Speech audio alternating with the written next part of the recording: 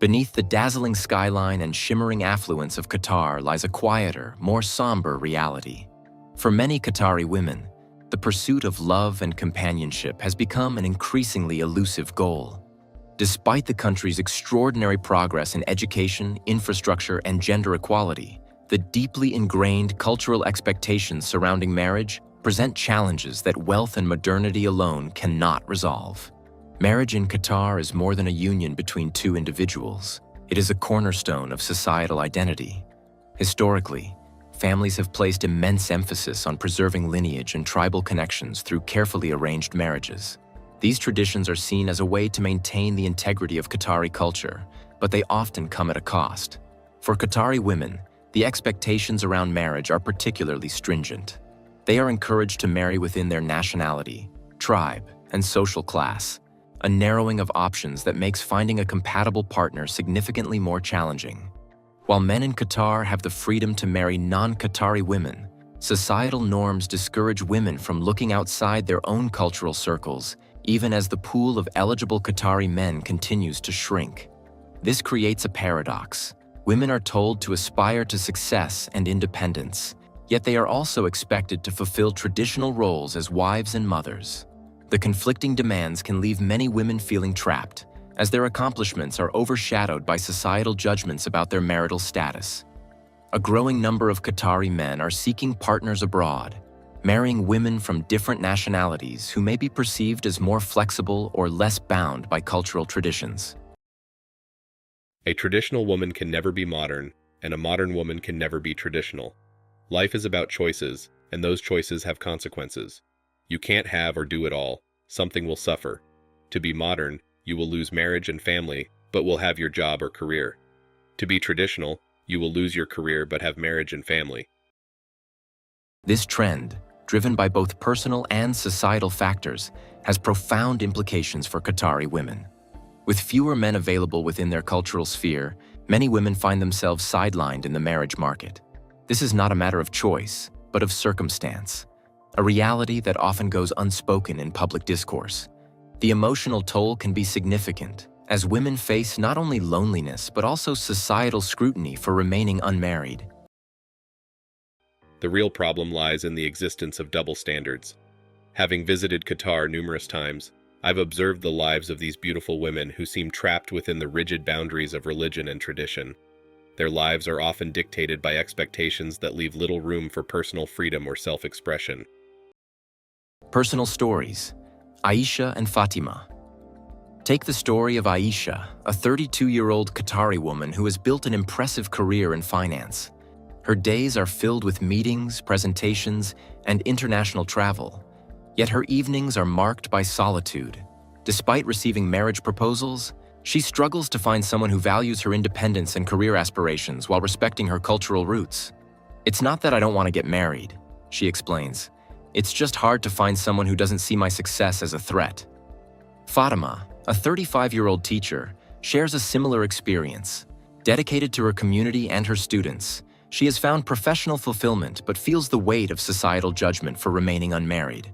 "People ask me why I haven't settled down, as if it's entirely my choice," Fatima says. "But the reality is, the men who are left either don't align with my values or they've already married outside the country." These stories are not isolated. They reflect the lived experiences of countless women who are caught between societal expectations and the realities of modern life. For many Qatari women, the pressure to marry and the lack of suitable partners take a significant emotional toll. Anxiety and depression are common, particularly among women who feel they have failed to meet societal expectations. The stigma of being single can be isolating, as discussions around these issues are often considered taboo in a culture that values privacy and appearance. The absence of open dialogue about loneliness further exacerbates the problem. Women who struggle with these feelings may hesitate to seek support, fearing judgment or misunderstanding. This silence can make the emotional burden even heavier, leaving many women to grapple with their challenges alone. Efforts to address these issues remain limited.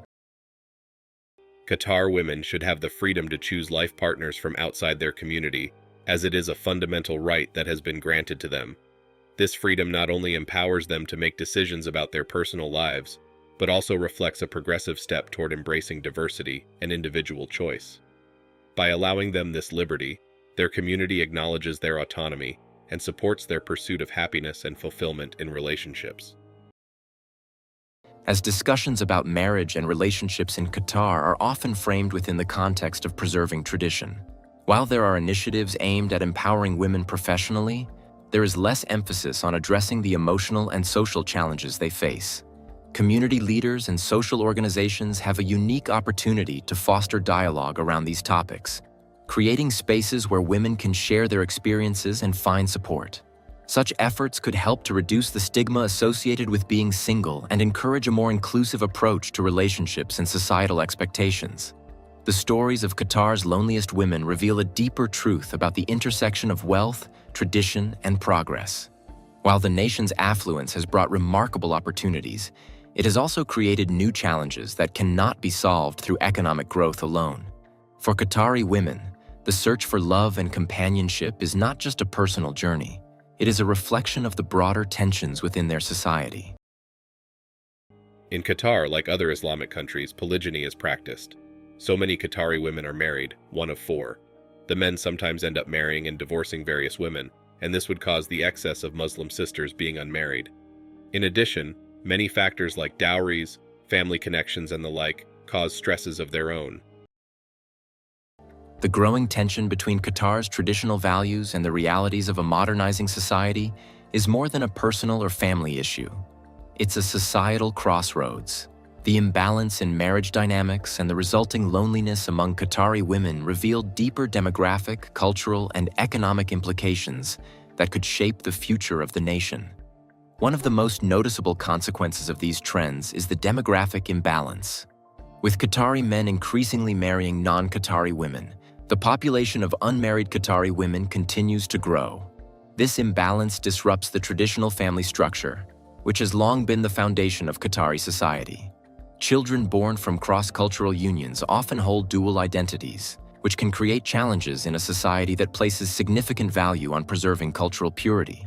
While these children enrich Qatar's diversity, they also prompt questions about the continuity of traditions and values. For many families, this duality represents a complex balancing act between embracing global influences and maintaining a distinctly Qatari identity. As more Qatari women delay or forego marriage, their roles within the family and society are beginning to change. Traditionally, women were seen as the primary caregivers and the anchors of domestic life. Today, they are also leaders, professionals, and innovators, reshaping what it means to be a Qatari woman. While this progress is empowering, it also brings challenges. For unmarried women, navigating societal expectations can be exhausting. They are often caught between the pride of professional achievement and the stigma of remaining single, a dual identity that society has yet to fully accept. Men appear to have far greater freedom to make their own choices and live on their own terms. This stark imbalance creates a reality where women quietly endure their struggles, often unable to voice their frustrations or pursue the same liberties as their male counterparts.